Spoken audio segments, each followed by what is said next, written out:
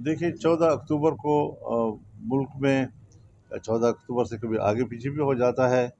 हज़रत मुफ्ती साहब रहमहुल्लाह की याद में एक कॉन्फ्रेंस मुनक़्क़द की जाती है, तो कभी एक सूबे में, तो कभी दूसरे सूबे में, तो कभी तीसरे सूबे में।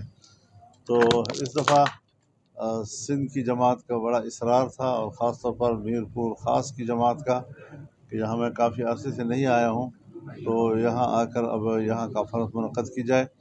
तो ये कॉन्फ्रेंस होगी, और जब मुफ्ती साहब के उन्वान से कॉन्फ्रेंस होती है तो उनकी हमजहत ज़िंदगी को ज़ेर बहस लाया जाता है। ज़ाहिर है कि वो जहाँ एक आलिम दीन थे, जहाँ वो एक फ़क़ीह थे, जहाँ वो एक मुहद्दिस थे, और इस हैसियत में जो उन्होंने कामयाबी के झंडे गाड़े अपनी ज़िंदगी में, फिर सियासी मैदान में, तो ज़ाहिर है कि उन्होंने मुल्क में एक बड़ा मकाम पैदा किया, और उन्होंने जो नक़ूश छोड़े हैं वो पूरी कौम के लिए काबिल तक़लीद हैं। और उसमें ज़ाहिर है कि मुल्क के अंदर अमन व अमान का माहौल हो, एक एक अच्छा जमहूरी माहौल हो, पार्लिमानी किरदार हो। उन्होंने अपने पार्लिमानी किरदार से आइन बनाया, इस आइन पर उन्होंने दस्तखत किए, ख़त्म नबूवत का मसला हल किया उन्होंने। फिर बैनुल-अक़वामी सतह पर सारी ज़िंदगी उन्होंने फ़लस्तीन के कौज़ की हिमायत की, और इसराइल की जारहियत और उनके कब्ज़े के ख़िलाफ़ उन्होंने अपनी तवानाइयाँ जो भी थी उनकी सियासी वो सर्फ की उन्होंने।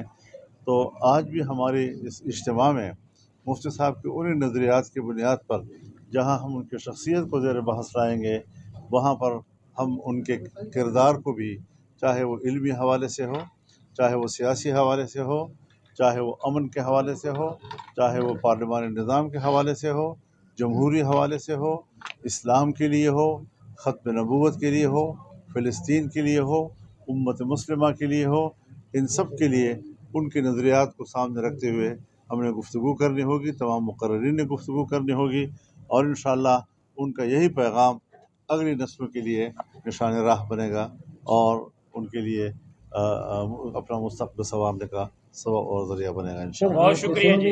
देखिए, हम तो सोचते हैं कि कहीं भी इंतहा पसंदी नहीं होनी चाहिए। मुसलमान एक ऐसी कौम है कि आज 1400 साल के बाद भी हर चंद के आप उसको गई गुजरे एक उम्मत कहें, लेकिन रसूलुल्लाह सल्लल्लाहु अलैहि वसल्लम के साथ, किताबुल्लाह के साथ जो उनकी अक़ीदत है उसमें बहुत जज्बातियत है, इसमें कोई शक नहीं है। और ऐसी मजबूत कमिटमेंट दुनिया में कहीं नहीं पाई जा रही, किसी मज़हब में नहीं पाई जा रही। तो कुछ लोग अगर अपनी राय रखते हों और उनको पता हो कि मुसलमान इस पर मुश्तइल होता है, उनको भी इंतहा पसंदी नहीं करनी चाहिए, उनको भी कानून का एहतराम करना चाहिए। रसूलुल्लाह सल्लल्लाहु अलैहि वसल्लम के नामूस को आइन में तहफ़्फ़ुज़ दिया गया है, क्यों आइन के इस हिस्से का एहतराम नहीं किया जा रहा? हाँ, अगर ऐसा कोई वाक़या हो जाता है, तो जैसे आपने देखा कि कोयटा में पूरी जमीयत उलमा इस्लाम थाने के सामने खड़ी हो गई ताकि पब्लिक को रोक सकें और कोई ख़ुद कार्रवाई ना कर सकें जी। लेकिन जब उसने पुलिस के सामने भी ऐसी खुराफात बकी, तो पुलिसमैन ने जज्बाती होकर उनको कत्ल कर दिया जी। तो इस तरीके से कुछ एक माफिया है मुल्क के अंदर जो मज़हब के ख़िलाफ़ है, और ऐसे मौक़े पर वो फिर मजहबी लोगों की कमज़ोरियों को तो उछालता है, लेकिन मज़हब दुश्मन लोगों के हवाले से उनकी इंतहा पसंदी का नोटिस नहीं लेता, बल्कि उन्हें सपोर्ट करता है। तो इस जंग में उनका रवैया भी इंतहाई काबिल मज़म्मत है और इंतहाई जारहाना है।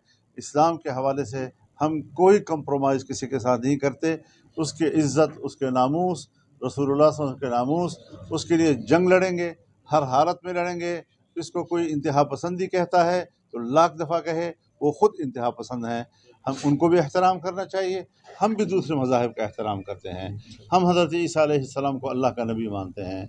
हम उन पर नाजिल हुई किताब इंजील का खुदा की किताब समझते हैं। हम हज़रत मूसा अलैहिस्सलाम की नबूवत पर ईमान लाते हैं।